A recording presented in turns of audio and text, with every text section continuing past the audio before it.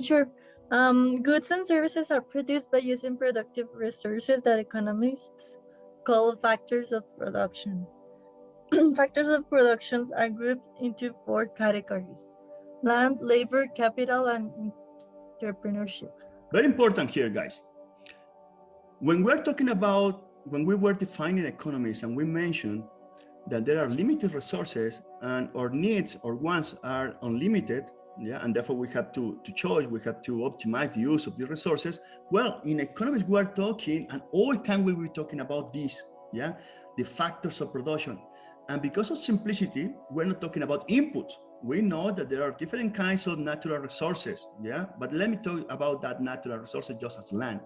Yeah, I'm not talking about the specific inputs that you need in your company that are coming from natural resources. When we're talking about the labor, we know that there are different kinds of workers. Nevertheless, let me just tell you for simplicity that I'm just talking about labor. Sometimes later this is changing, yeah, because human capital is highly important. And capital, yeah, the other factors of production. So question in your exam, general questions, something that you will be repeating most of the time later in micro and macroeconomics. What are the factors of production? Land, labor, and capital. And many times later, we're assuming that land is constant. And therefore, we're analyzing the impact of labor or capital with a ceteris paribus, when all the other variables are constant. And therefore, we assume that land, the natural resources, is constant, it's not changing. The amount of petroleum in this country will not change. Probably we can find more or less, but the amount of petroleum, the amount of gold, the amount of silver, the amount of this kind of natural resources is something that is constant. And therefore we can assume that this is not moving. And we later focus on labor and capital as the most important factors of production. But all these are the factors of production, yeah? Land, labor, capital. And here now we will reading, yeah? We'll try to define exactly what we mean by land, labor, and capital. But we are not talking about inputs. If you are thinking in your own company and you're looking at the inputs of your company, you will see that all inputs in your company is something that could be in this category, in this category, or in this category. But here in economics, for simplicity, we are putting all together all inputs in these three big categories. Entrepreneurship is something that Michael Parkin is putting here. But many other economists will tell you, no, entrepreneurship actually is something that should be here in labor. For Parkin now in this new version of the textbook, he thinks that entrepreneurship is highly important and therefore should not be here. Yeah, it should be something that we should consider alone. Well, many people will agree because many people will tell you with a Schumpeterian point of view, later we'll be discussing who is Joseph Schumpeter, that entrepreneurs is the most important when you are looking for economic development. Entrepreneurs is the most important economic agent. Most of you will be entrepreneurs. A simple answer to the question why Mexico is an underdeveloped country could be because the quality of these entrepreneurs in Mexico is very low. Why the US has these high levels of economic development? Because the entrepreneurs in the US are of high quality. And there is an answer just looking at this, because entrepreneurship as a factor of production, that I'm telling you, others will tell you no, entrepreneurship is here just in labor, but entrepreneurship is a key agent, yeah, in some theories. Later, for your models in micro and macro, you will be focusing mainly in labor and capital, because behind this one, actually there is technology. And technology in economics is very different from what you are thinking. Technology is not my computer, technology is not Zoom, technology is not your iPhone. Technology in economics is how you are combining your factors of production. Yeah, and technology is what later in the neoclassical school explain economic growth, explain economic development. Technology is behind all these factors of production, how you combine labor and capital. That is what is technology. Let me use an example and then I will stop because I'm taking minutes from your break. As you know, I was living in Russia, and in Russia, usually Russians, they had a dacha, a roadhouse, una casa de campo. In this dacha, in this roadhouse, usually Russians love to be working, yeah, with plants, with berries, mainly with potatoes. Potatoes is just crazy, kabat kartoshku. It's a crazy word, yeah. And usually in the summer, I was helping my brother-in-law and my father-in-law working in the land, yeah, using this factor of production to take these berries. And once I was just working there using capital, tools, instruments, just to be there in the land, try to clean in the land and so on. So I was using, my father-in-law was using labor, actually foreign workers. I was a foreign labor working here in the land, taking these berries and using capital with una pala. I don't know how to say that in English, just to be working there. And my brother-in-law is watching how I'm working, and he's telling me, hey man, you are doing this wrong. You are not using the correct technology. He was using in Russian language the word technology, because in other countries, technology is, in other language, technology is actually means what I'm telling you. Technology is how you are using factors of production. In our case, no, he's talking about technology. We're talking about technology, we're thinking about the last iPhone. Well, it's not like that. And my brother-in-law told me, you are using the wrong technology. Because first I was just taking the grass with my hands, and after that using the instruments, and my brother-in-law told me, no, you are doing this incorrectly, the wrong technology. First, you need to use the tools, the capital, to beat the land, and then after, taking the grass with your hands. So he was explaining me that my technology, how I was using labor and capital was wrong, and there is a new technology that actually was more productive and was better just because I was doing this in a different way, combining capital and labor, the same labor and the same capital, but combining this with land in a different way. And because technology was different, my productivity working there was higher. That is what means technology here. This is what are the factors of production: land, labor, and capital. And entrepreneurship is something that is here in your textbook, but many other economists disagree. Two big economic questions. The gifts of nature that we use to produce goods and services are land. Let me stop you. Yeah. You remember factors of production? As I mentioned before, usually in the literature, you will find that there are three factors of production: land, labor, and capital.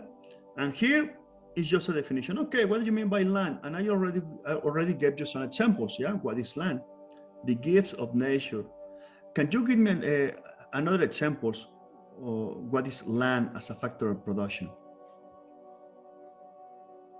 Think about it. I mentioned some of this one. You can repeat what I just mentioned. Or really, I just would like to know that you got the idea. When economists are talking about factors of production, land is a factor of production. So give me some examples of what is land in this case.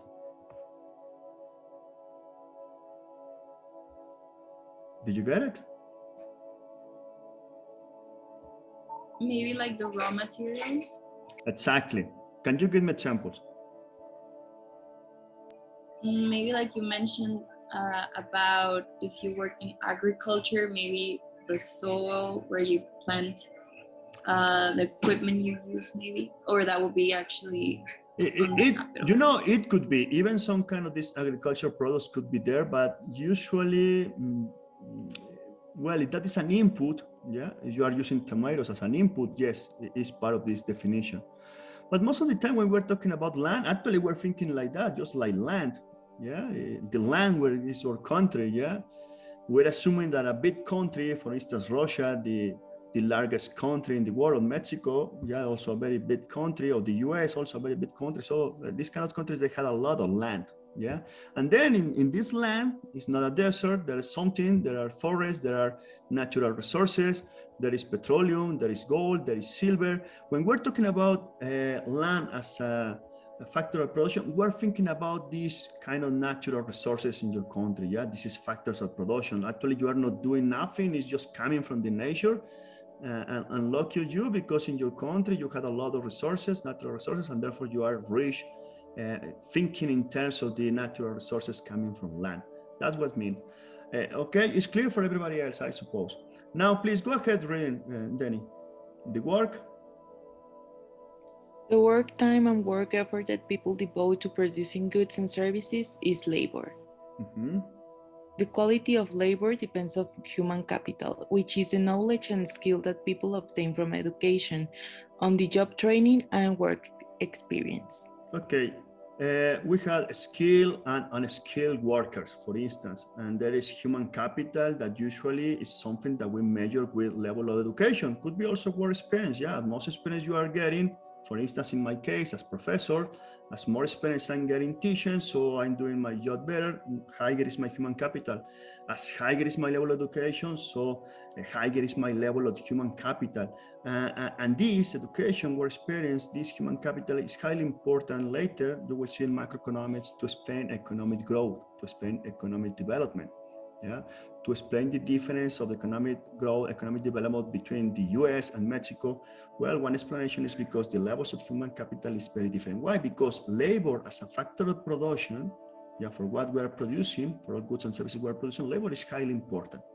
Yeah, even more, in many times in the history of economic thinking, later we will discuss that, for many economies, David Ricardo, for instance, there was only one factor of production, labor. Everything is actually coming from human labor. Yeah, yes, you had a lot of resources, but you need labor actually to take this gift from the nation. Yeah, you can have capital. We'll define this later, but capital is something that should be used by these people. Yeah, by labor, and therefore. Some economists in the classical school used to think that there is only one factor of production, labor, and everything is coming actually from labor. Well, we know that labor is not homogeneous, yeah, it's heterogeneous. There are different kinds of workers. Please, Danny, go ahead. The tools? The tools, instruments, machines, buildings, and other constructions that businesses use to produce goods and services are capital. This is highly important. Yeah, because most of the time, when you are talking about capital and you don't have a good background about economics, you are thinking that capital equals money. And I mentioned before, yeah, money is important, yeah, but it's not the most important in economics. And we're not talking about financial capital. We're not talking about financial assets.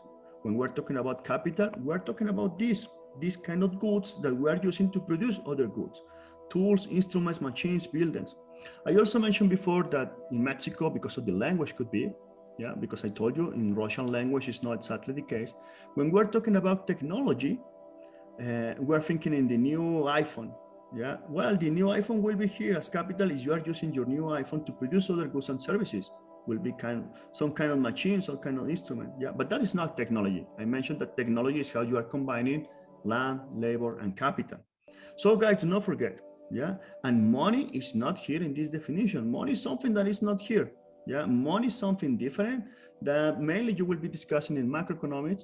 Yeah, and we will mention here in this class because in the history of economic thinking there is a moment when money is appearing and we need to explain, okay, and what is money, and we will mention just a little bit about what is money later. Yeah, but do not forget, capital is here. Capital are mainly other machines, other instruments, even buildings that we are using to produce other goods. And then please, finally, the last sentence.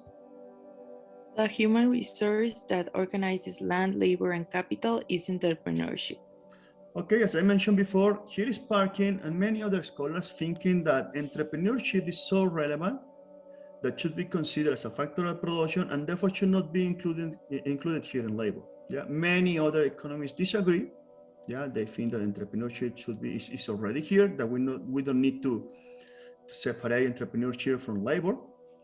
And later you will see that even Parkin, when he is discussing and presenting the most basic models in microeconomics, he's forgetting about this one, and we just had an assumption, as I mentioned before, that land is constant, let's think entrepreneurship is constant, let's think technology is constant, and most of the models that later we are discussing in microeconomics and in economics in general, we are assuming that there are two key factors of production, labor and capital, and depending on how you are using these factors of production, that are the outcomes that we are observing in the economies. Okay, guys,